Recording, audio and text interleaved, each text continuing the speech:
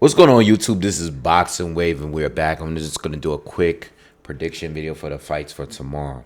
Okay, I didn't want to do like no long, drawn out breakdowns for the fight, but I should be here tomorrow to cover both fights live. Hopefully, they don't overlap, at least as far as the main events. All right, Conor Benn is going to be fighting Pistol Pete Dobson, and that fight should be on dazn. Okay, and that's going to be later in the afternoon, Eastern time at least. And then Joshua Buatsi is going to be facing against Azeez, a fight that has been rescheduled. Azeez suffered an injury before, but now we're getting a fight. It's going to be on Sky Sports if you're out in the UK, and if you're here in America, it's going to be on Peacock. All right, that's right. Boxer, I think I made a video talking about this. Boxer has a deal with Peacock, the Peacock movie TV series app. So I will be covering both fights. Again, hopefully the main events don't overlap each other, but I should be here tomorrow to cover both fights. All right. So I guess I'll start out with Conor Benn and Pete Dobson. So I'm familiar with Pete Dobson because I've been following him on social media for a while. All right, on Instagram, I've been following him. He's from the Bronx, and that's pretty much the reason why. Like, I followed him because, I don't know him or anything. I just know he's from the Bronx, and I followed him because he's from the Bronx. As I was born in the Bronx, I used to live in the Bronx, so I followed him because he was a Bronx dude, and when I followed him on Instagram, I had watched some of his stuff on YouTube, but I realized he wasn't really getting any real burn like against like no elite fighters. But I followed him anyway, you know what I mean? And I know there's some fights that he's been trying to take that, certain fighters didn't want to take. But I don't know if any real elite fights, I don't know if he had any opportunities to fight any real super elite fighters. But I watch his stuff, and the buildup of this fight is kind of weird. I'm going to keep it 100. I'm going to keep it all the way real. When it comes to Peter Dobson, look, he says a lot of things that I agree with when it comes to Conor Benn, right? Conor Benn really hasn't been in there with a puncher yet. And Dobson has made certain points, like Conor hasn't been in there with a guy with a great IQ with power, and that makes sense. Like, he hasn't, he's been in there with Chris Algieri, Sammy Vargas, Adrian Granados. He's been in there with some fighters, but he hasn't been in there with any real punchers, and he's been in there with fighters that has a decent IQ, but he hasn't been in there with a real challenger, and I agree with that, right? But the thing that makes me a little concerned is, like, who has he been in there with? Because there's at least 3 or 4 guys that Conor Benn has fought that's better than anybody that Peter Dobson has fought. You know what I mean?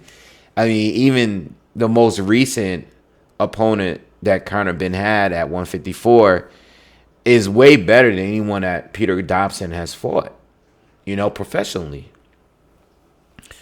So it's a little bit weird. And, when I watch Peter Dobson, I watch his fights on YouTube, there's enough in them there, probably not all of them, but there's enough there to make me have an idea of how good he is. And I've watched him before, but now I really focused on him because he's taking his fight.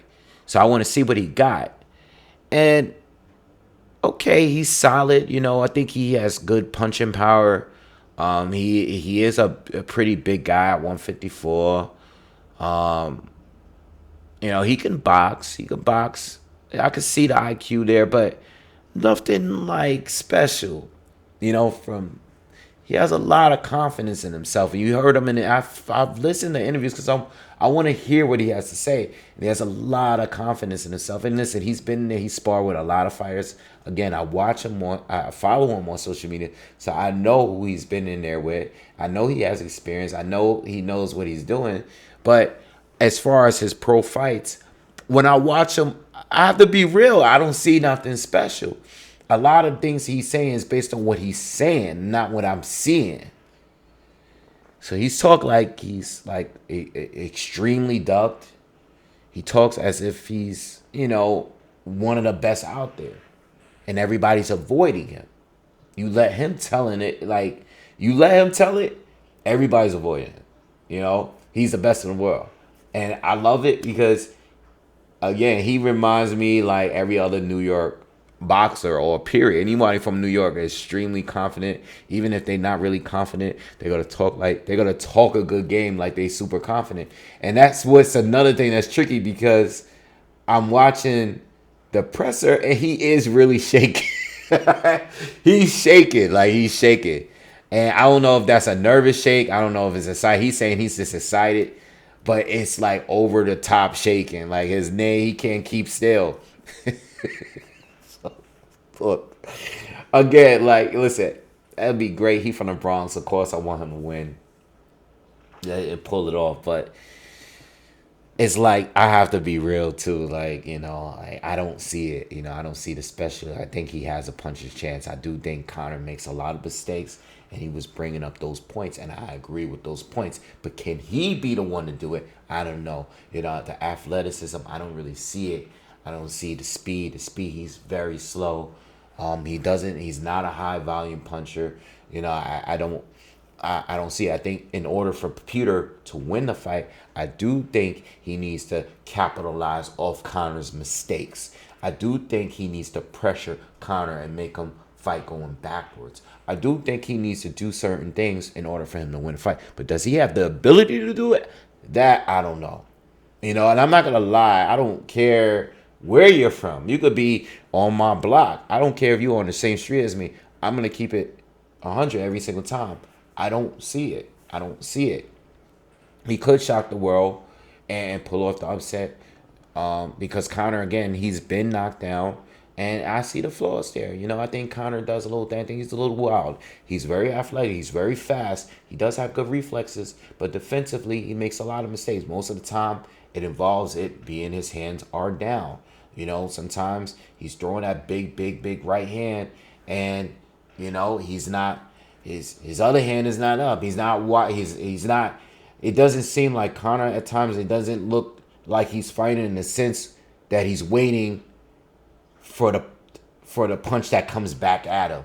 He lunges a lot. He's not tall as a welterweight, and even as a super welterweight, he's not tall. He doesn't have the longest reach, so he does lunge in with jabs and with the right hand sometimes. And then when he throws the right hands, he's squared. He's in a position. He does the whole thing like David Benavidez and Tim Tszyu and some of these other fighters that when they throw the right hand, they step in, and now they're in a square position where they can get countered.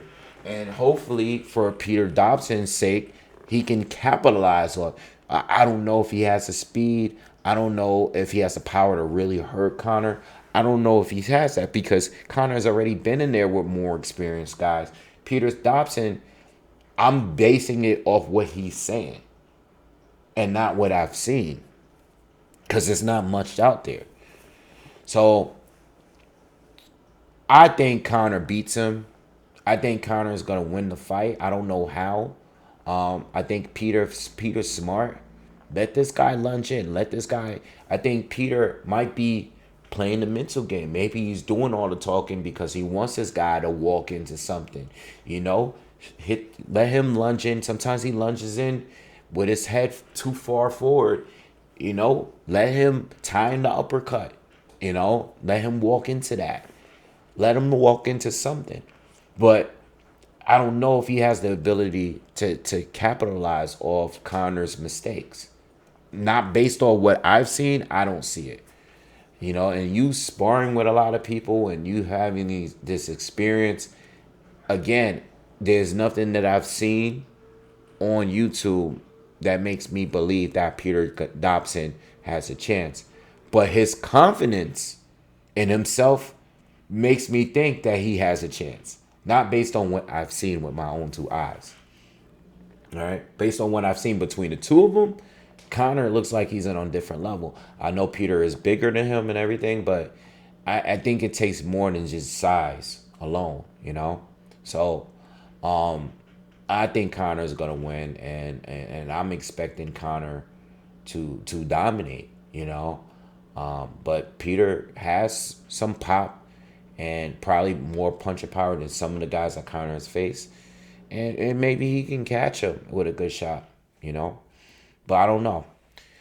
All right. So let's talk about Joshua Buatsi and Dan Azeez.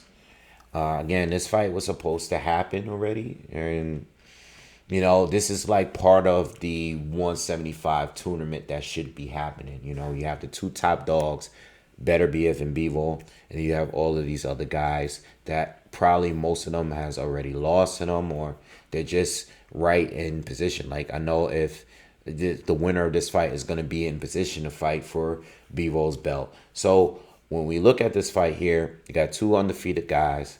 Dan Azeez hasn't fought any real top contenders yet. You know, at least I can say that Joshua Buatsi at least has been there with Craig Richards, who's been in there with some good fighters. You know, and I do rate Craig Richards pretty high.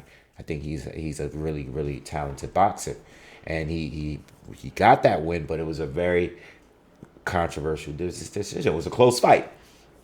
So when I look at the two, when I look at Joshua Buatsi, explosive, powerful, throws some really good combinations, good punch selection in the conversation, combinations, but poor defense. You know, poor defense. He doesn't really move his upper body that well. Doesn't move his head at all. You know, he's there to get hit. He's there to get hit. You know, and even though Dan Azeez, when I look at him, good combinations too, good pressure fighter, good conditioning, you know, good volume pressure. You know, I think he's good, but he seems like a guy. He hasn't been boxing for the longest, and I see him as a fighter that's still working on things, you know, and I like his conditioning. You know, I think he can be, you know, pretty powerful. I think like the stamina. When I look at him as stamina, I think of volume. You know, once he gets the rhythm going and has you backing up, I think he's good. I think he puts the punches together good. But when it comes to the two and the IQ between the two and the boxing, and I think Dan Azeez is a guy that just he needs more time. He needs more work. He needs to develop a little longer. And I think taking this fight is necessary. But I just think that he, experience-wise, you see it the two. Like, I watch film study of the two. And I see Dan still working on things to jab, you know, specifically. You know, he kind of overextends on the jab. He kind of reaches in. He's not the tallest fighter. And I think he's a guy that can get countered pretty well, pretty easily, you know, without too much of a problem. Even a guy, Joshua Buatsi, I don't think he has the greatest IQ. But I think Joshua is clearly more experienced between the two.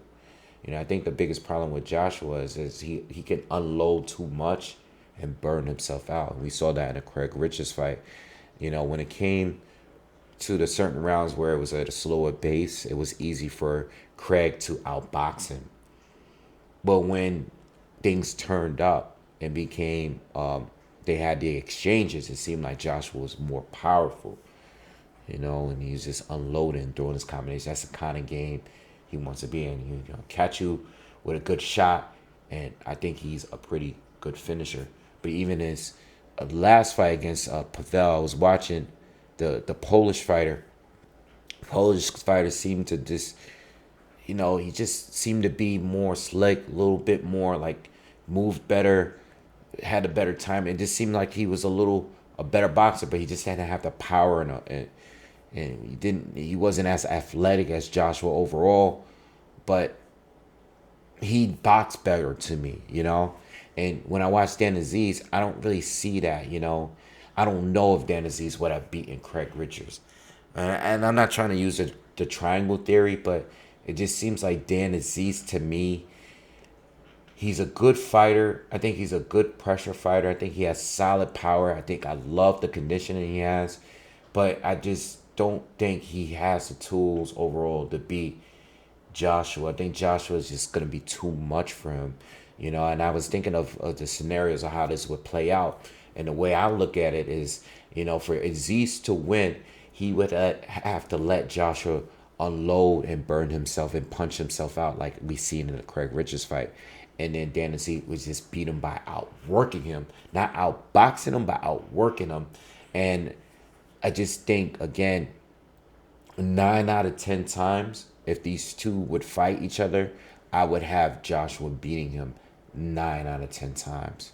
You know, Dan Azeez is good, but for him to win this fight, he would have to strategically fight the perfect fight in order to win, because Joshua, again, more experience, more power, more explosive.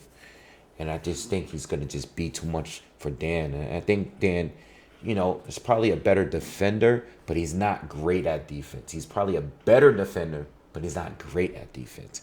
And I can see him getting caught and countered. And once Joshua has you hurt and backs you up, once he starts unloading, you know, it's going to be hard to really deal with him. You know, so I think Joshua Buatsi is going to stop him. I think Joshua, with everything that's going on with Boxer and what happened with Eddie and it's all the frustration and the reschedules and stuff, I think Joshua's going in this fight to get a stoppage and show people, like, it's been a couple of fights since we got a stoppage from him.